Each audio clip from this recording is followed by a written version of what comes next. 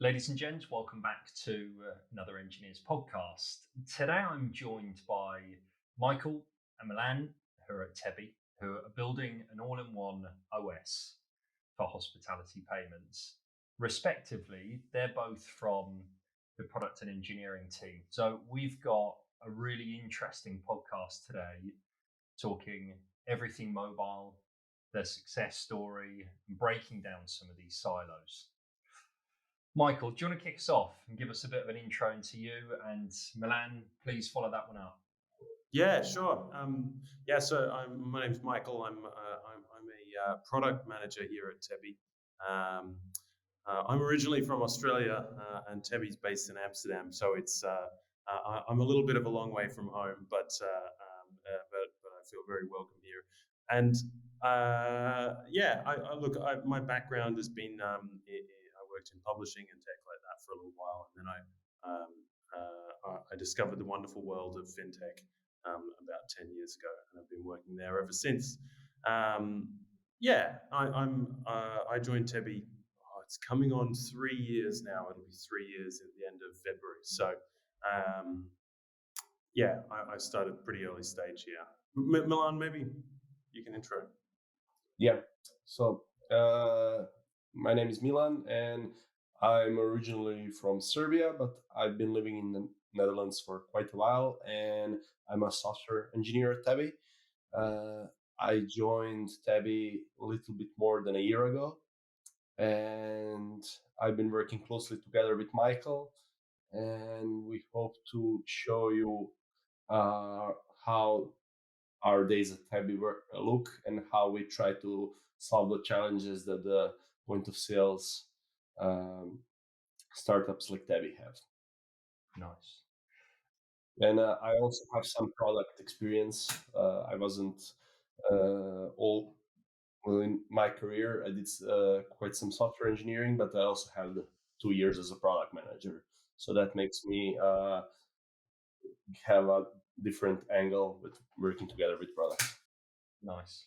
We've had a lot of fintech players on the podcast, and we're actually talking just now offline.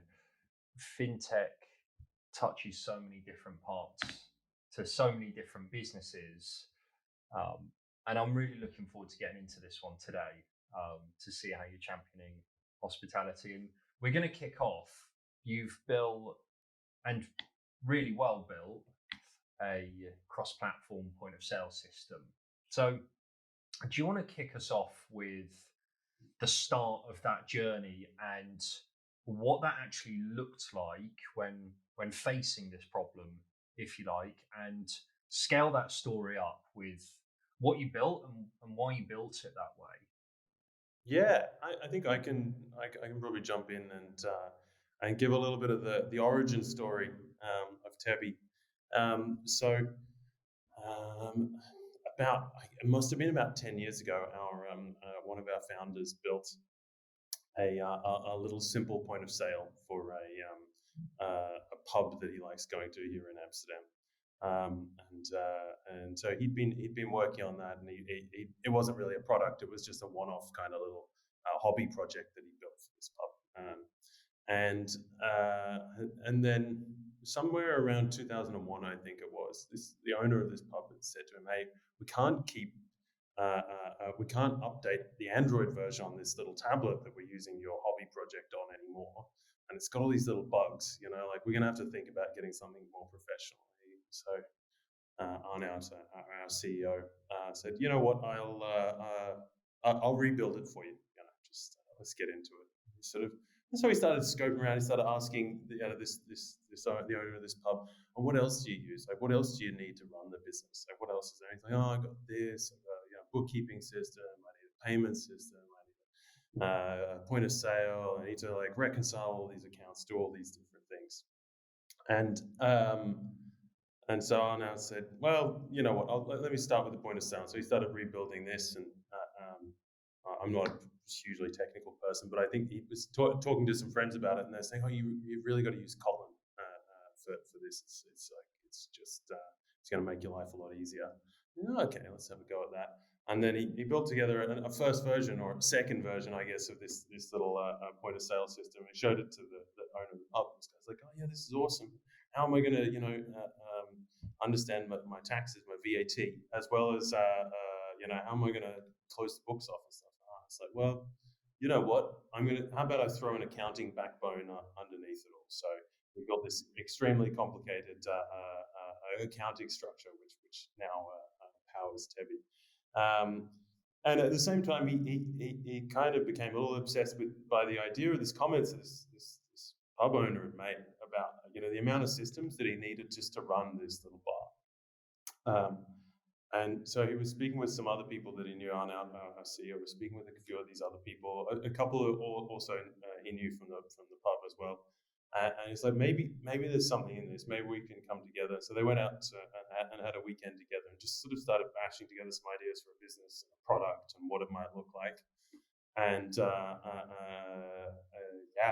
and then from there they formed a really sort of tight-knit group of founders and went on and started building out the first version of Tebi.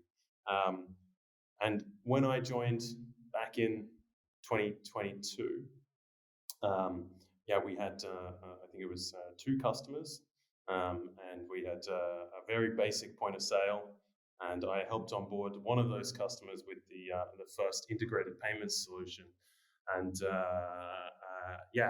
now we've certainly grown a lot more since then. I think I was the 3rd or 4th employee. There's now about 40 of us here, and as you mentioned, Elliot, it's we're sort of expanding the reach and breadth of the product so that we've gone beyond just being a point of sale. It was definitely integrated payments. We're using a lot of new tech from our gen that we've deeply integrated. And we've also gone into reservations, QR ordering, and looking at a lot of stuff to do with like inventory and managing the back end of the business, this complex, boring administrative side that is often responsible for a lot of businesses kind of ending up failing. And we want to take a lot of those tasks and make them much more accessible. Anyway, one of the things that I remember from my first sort of 6 months is that we kept coming up against, we get a little lead in, and there's a cafe somewhere, and they'd be like, yeah, I'm using this XYZ point of sale system. I'd like to use Tebi, really fair pricing, really, it's the design's good and all these things, but I've got a bunch of these, the point of sale system I'm using it runs on iPads, and you guys are only on Android, and I don't want to have to spend all of this extra capital buying all of these new iPads, buying all these new Android tablets. So, luckily, one of our smart early stage engineers had thought to invest quite heavily in Kotlin Multiplatform. And so I think it was, we got around to around this time last year, we were like, you know what, now's the time to pour a bit of petrol on this fire. We're getting a bit of momentum. Let's expand platforms. And luckily we had the foundation in there. And maybe Milan, you can talk a little bit more how that all went from an engineering perspective. Yeah. So this is the moment when I joined the company, and engineering team consisted of 5 engineers at the time. I was engineer number 6. Currently there's 8 of us. So our growth rate of engineering is much slower than the growth rate of product. And how do we achieve this? Traditionally, companies that have mobile products usually have separate teams for iOS and Android, backend, and so on. Tebi opted to use a technology that Michael already mentioned, which is called Kotlin Multiplatform. Kotlin, as many people know, is a modern programming language developed by creators of the JetBrains IDEs. And the language is made to be easy to learn, to be compatible with the JVM platform, to be interoperable with Java. But something that they also built is the Kotlin Multiplatform, which basically enables you to write code once, which will run on your backend, on your Android app, and on your iOS app. And because of this, and because of our need to move really quickly and to expand to iOS rapidly, we choose not to have like a separate iOS team.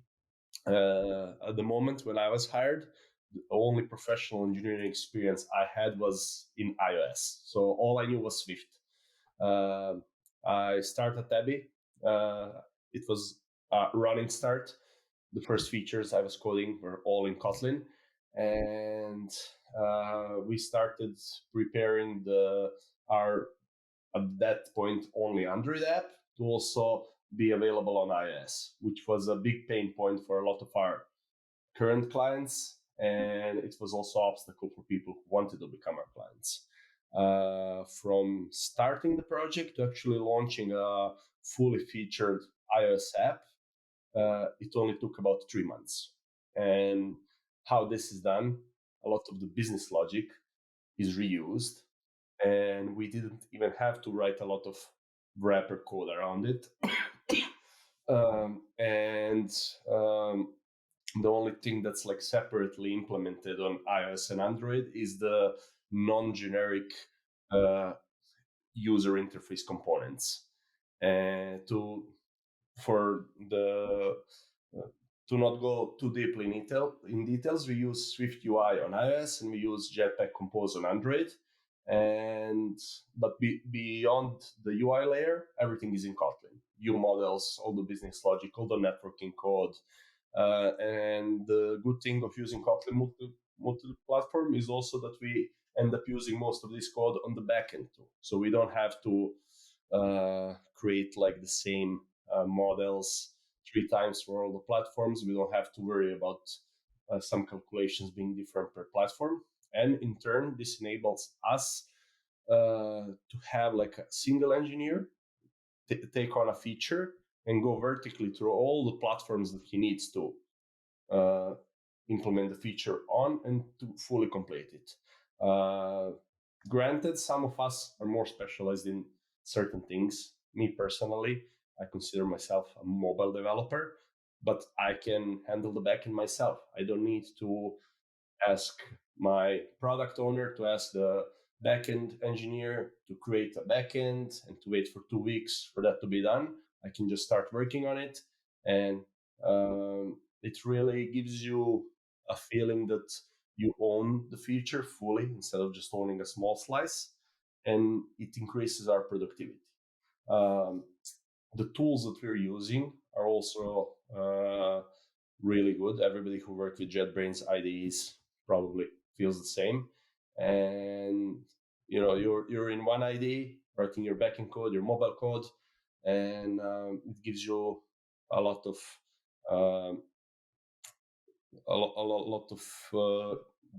not time to think about the feature itself than to juggle a couple of different platforms. There are some downsides to it. Never. I won't hear it, Milan. Yeah. But in general, I would say the context switching is minimal. And I was a bit skeptical when I was joining, but now I really wouldn't go back to the old way of working. And I'm also helping onboard new colleagues. We have a new joiner who joined this week, also coming from iOS background. And he's already having a smile on his face, when he sees how things are like multi-platform, how everything is binding together. And for me, the greatest thing is that we managed to give our customers experience on iOS that's not a downgrade from the Android experience, and that we didn't have to spend 6 or 10 months doing it, and that we don't have this situation where iOS team is always chasing the Android team. Granted, our case is a bit specific. Like we don't have like a lot of specialized UI in the app. A lot of it is generic, so we didn't have to build that much. But the scope of the app is pretty large. Like I don't know if Michael knows the exact number of screens, but I think it's probably in the hundreds. Yeah, probably. There's definitely a lot that like any merchant can do. Like the thing is with hospitality businesses in particular, you've got everything. We've got everything from festivals that work with us through to your bar, your local pub, through to large restaurants, restaurant groups, all sorts, and they all have very, very different needs. And you need to make something that like is really robust and really solid, but also really works for them, really helps them solve like exactly what they need to do. We spent a lot of time and effort on our design and thinking through how things should actually work in the product so that it best reflects what's happening in the restaurant or bar or whatever. It's not hindering them, and being able to basically work with one engineer so that they can like really get deep into the vision. We spend a lot of time, we also make sure our engineers are out with our customers. Good. A hell of a lot of time. Yeah. We've spoken about the technology solution, which we will draw on some of the successes. Like the one thing that I love that we spoke about offline again is Kotlin Multiplatform can be used almost like a Lego superpower. We can come back to that further down the line. I'm really keen to explore some of the challenges. I heard a number of challenges in there from Michael, really early stage employee, onboarding customers, now to a point where you're pouring petrol onto something that works, gasoline, petrol. Help us understand some of the challenges that you've seen, whether it be the technology, whether it be the product, over that period of time that people are likely to expect when working and building inside of a startup. Yeah, I mean, look, I think focus is going to be one of the biggest things, and there's a lot of things that can draw your focus. I'm probably preaching to the choir here a little bit, but I think it's really critical to be able to just check how like are we focused enough on what we're doing. Sometimes it's quite easy to lose focus, and then so being able to have some of these moments that kind of come back. We've had we've definitely had some cases where we've also been quite opportunistic in some of the approach that we've taken, and that's been good and bad. Like we've gotten a number of like really high quality, really interesting restaurants, bakeries, whatever it might be here in Amsterdam. But we've also pursued some opportunities that have maybe like led us astray a little bit. We've built some features a little ahead of time that we might not have, and that can be quite a challenge because you're racing to kind of grow it, product market, get that product market fit, build out against these things, and you're sort of trying everything you can, and then when you invest 2, 3, 4 months in something, only to have to basically pack it in and say goodbye to a project or a potential client. You're like, what, actually this isn't a good fit. We're not a good fit for you. You're not a good fit for us. It can be quite demoralizing, and you got to get used to sort of picking yourself up off the ground time and again.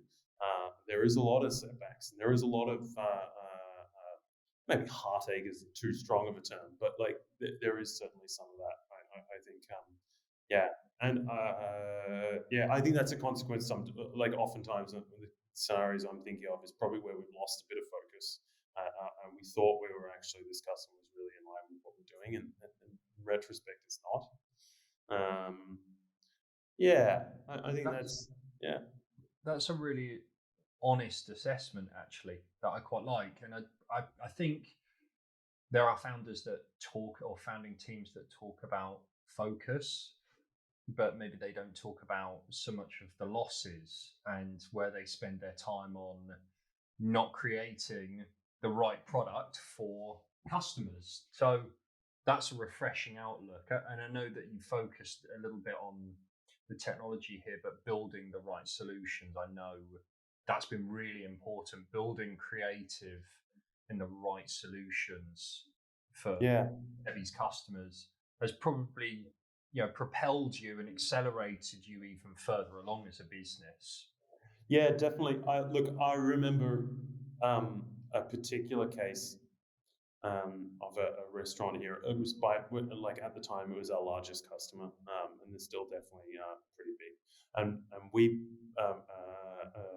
we built something. So in a kitchen in a large restaurant, they've often got these days big screens where sort of like 22-inch big screens where you can kind of manage what's coming in and prepare all your orders and make sure things are getting checked off.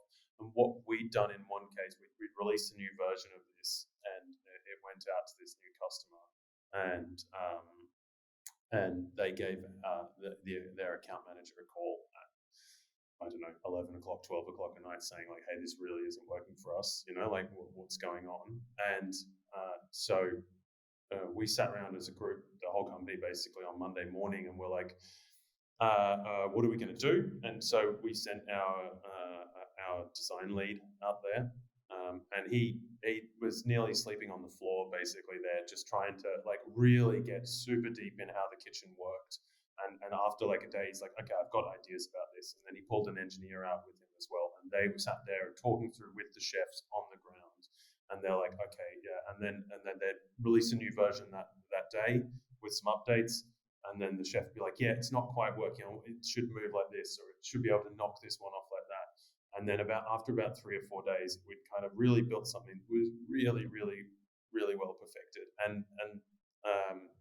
Yeah, so I think what you're saying about like being, like understanding customer needs, that's always really been a strong thing for us at Tebi. And I know, Milan, you've also been out and visited quite a lot of customers. It's really part of our people often talk about this, but there's oftentimes that our engineers are contacting customers just by themselves, going like, how should this work? Talk me through how a reservation should happen in this case, those sorts of things. So we have a few things that we try to apply daily in engineering. One of them is like that you should be building a feature working together with the customer, but you should not be creating value only for that customer, but all of our customers. So all of us in engineering are no strangers to going over to a customer. For example, I spent like many evenings during a rush hour at Skate Cafe, which is like one of our amazing customers here in Amsterdam, and trying to see what are their challenges, trying to see how the staff behind the bar or the kitchen staff is working, feeling their frustrations, and trying to help them have a more relaxed evening at work and to be able to do their job better. And first of all, it's very rewarding when you see that you made it easier for somebody to do their job. And second of all, you are close to the floor. You don't need to go through 3 levels of bureaucracy to get actual feedback.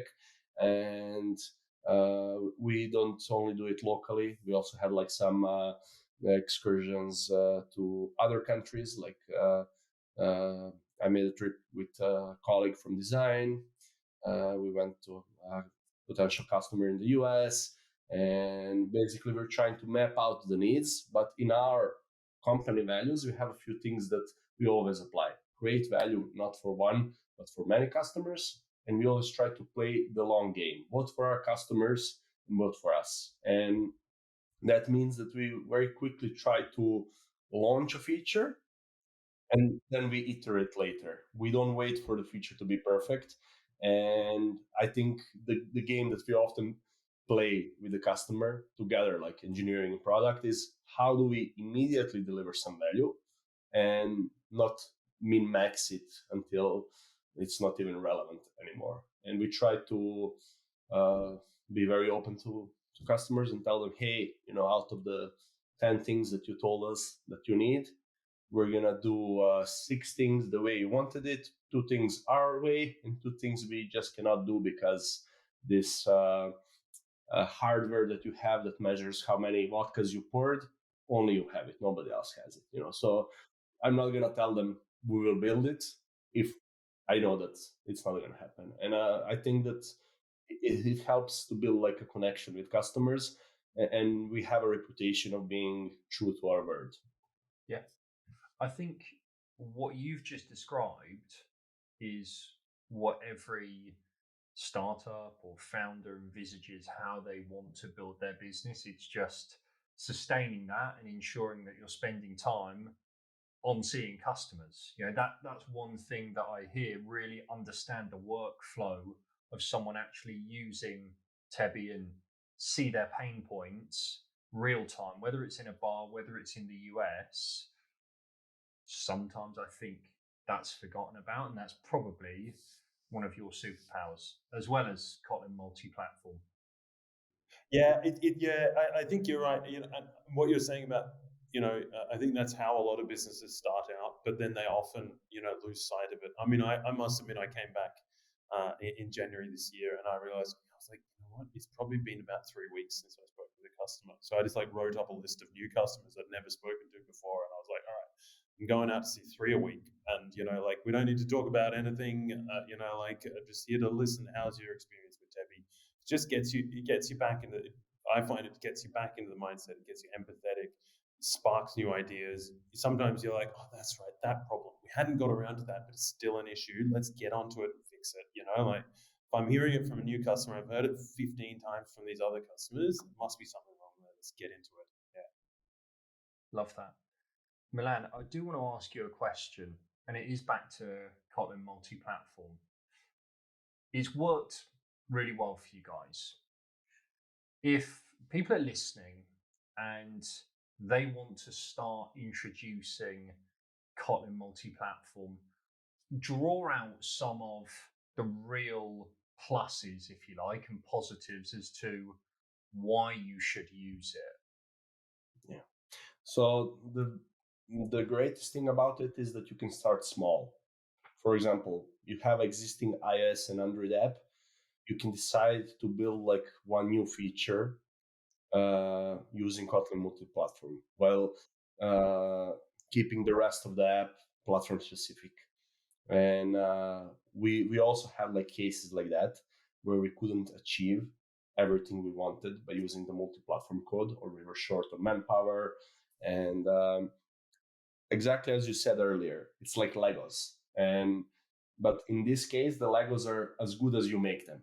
So how it all works, together with our designers, we create a component library. And then in most cases, when building a feature, we know that a certain component exists on both iOS and Android, and it's easy enough.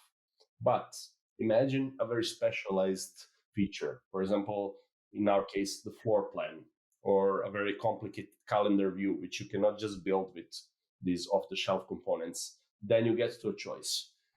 Will I get 2 engineers to separately work on Android and iOS UI code, or will I try to use the Jetpack Compose multi-platform, which is also a tool? It's like a UI tool that works on both platforms. Doesn't always work the best, but basically you have choices. And I think the challenge here is not as much technological as it is in the domain of the staffing. It's very difficult to convince people who did iOS for 5-10 years, hey, come here and do this new semi-experimental thing and learn a new language. And people are often reluctant because they're afraid how it's going to impact their career and if they will be good at it. And I had the same fears, but what I realized after working like this for some time, engineering is engineering no matter the tools you use. And you might not be as specialized as something, but the core principles are the same. And I really believe that we need to have more tools like this, and to be able to work in a more streamlined way. And it all points that that's where the development of mobile technology is going. And there are some blockers. Apple is not always as collaborative as others are. But yeah. It's we've got one of our engineers, Ben, is very he's a bit of a fanatical. He's quite fanatical about Android, and so whenever he writes anything for our iOS, I always ask him, do you feel a little bit dirty today, do you, mate? But no, he's I would add a thing here. The size of the product that we're building and maintaining with the team that we have is in stark contrast with our competitors. So we have a team that's let's say 6 to 10 times smaller than some of our competitors, while the product is of similar size. And if we had like the standard setup with like separate teams, we would have to have at least, I don't know, like 50% more team members, if not more. And the costs that come with that and everything else, in my case, it makes sense for us, but it doesn't mean that it will make sense for everybody. Yeah, the costs and the people scale. You're absolutely right. What are some lessons learned from both of you along the Tebi journey? Yeah, there's quite a few.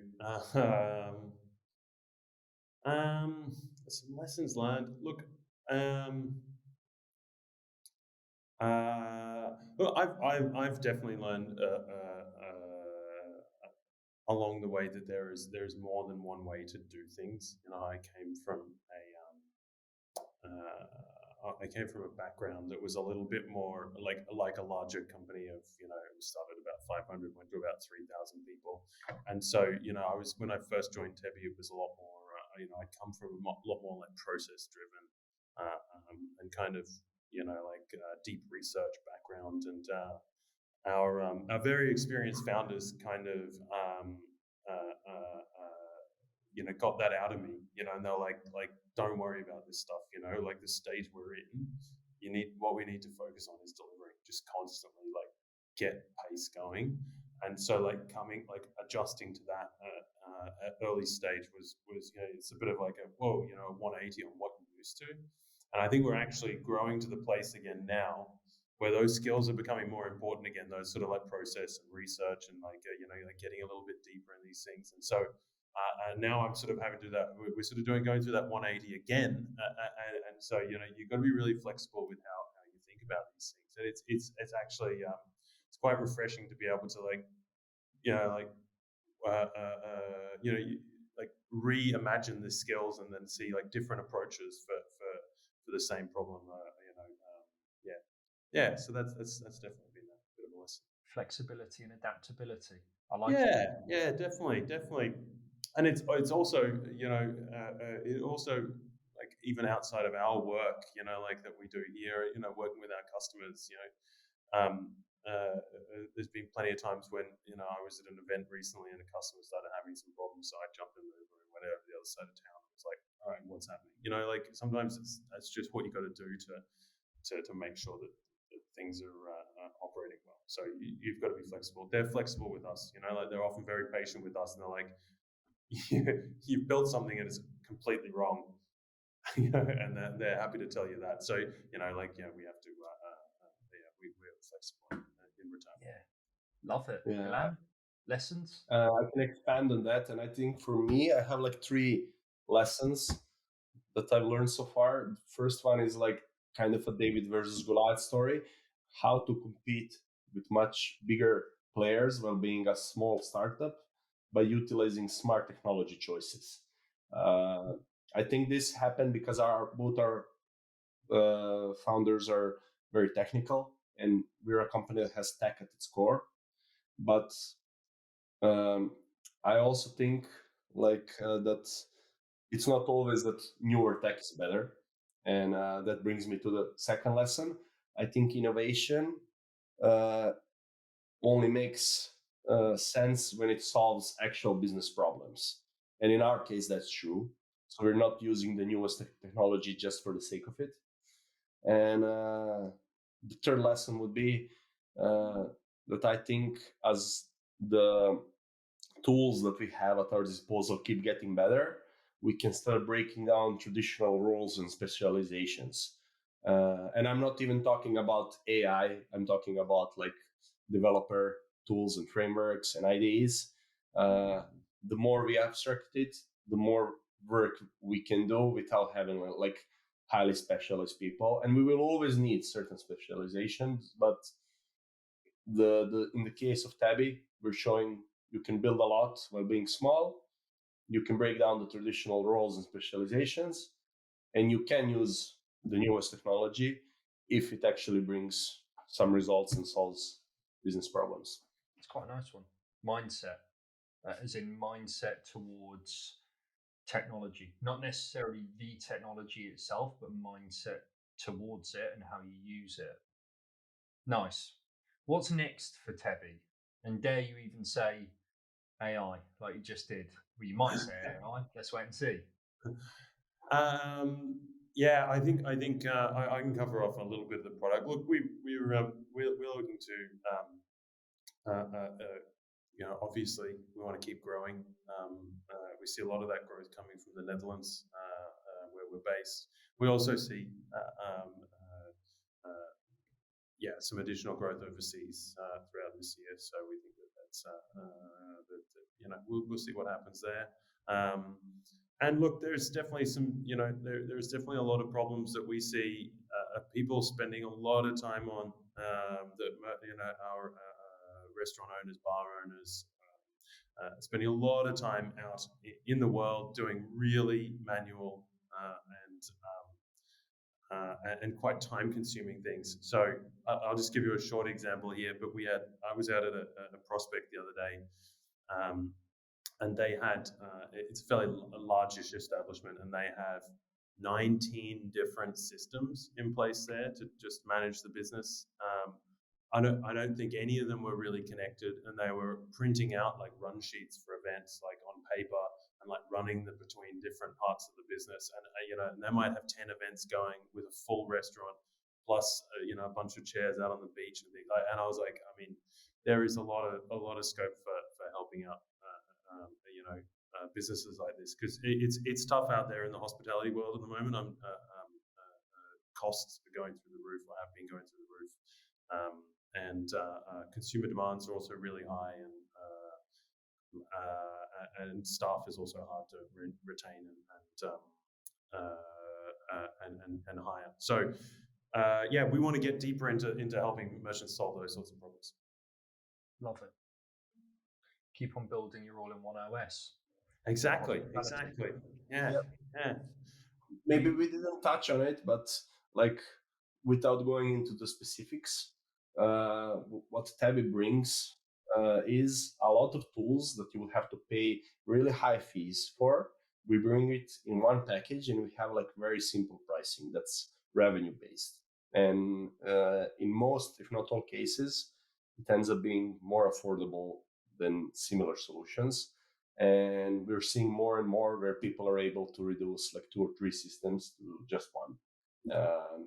For example, reservations usually don't come together with a POS system. And we just released like our V1 of that. And we're always listening to what the customers are saying, and we're trying to solve their problems. And for me, it feels very rewarding when I see people whose businesses we're helping out. And as Michael said, it's not easy in hospitality. And if we can do a little bit to help them, but also making some commercial success ourselves, it's a win-win. Good. There's obviously going to be growth over the business the next 6 to 12 months. In Amsterdam, different geographies. For people listening who are product and engineering folk based in Amsterdam, where their HQ is, you should definitely ping Michael Milan. There's careers that are open and available for people to go and look at some of the team and what they're building and how they go and apply. So please do go and do that. You've both been fabulous. So a massive thanks for coming to join us. Talk to us a little bit about Tebi. I'm looking forward to seeing the logo. Not that I'll be on the other side of the hospitality, but looking forward to seeing the logo scattered around and you guys and girls having an impact. And again, a massive thanks for coming to share your journey. Oh, thank you, Elliot. It's been a lot of fun. Yeah, thank you, Elliot. It's been a pleasure talking to you. Pleasure. And for people listening, like I said, go and check the guys and girls out at Tebi. Likes, shares, subscribership, and all that good stuff, is massively appreciated.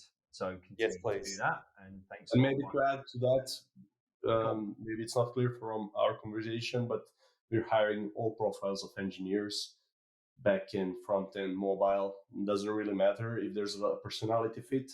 We are open to everybody. You heard it from the man himself. Thanks, guys. Hey guys, thanks for watching this episode. Massively appreciate you listening and checking in with us.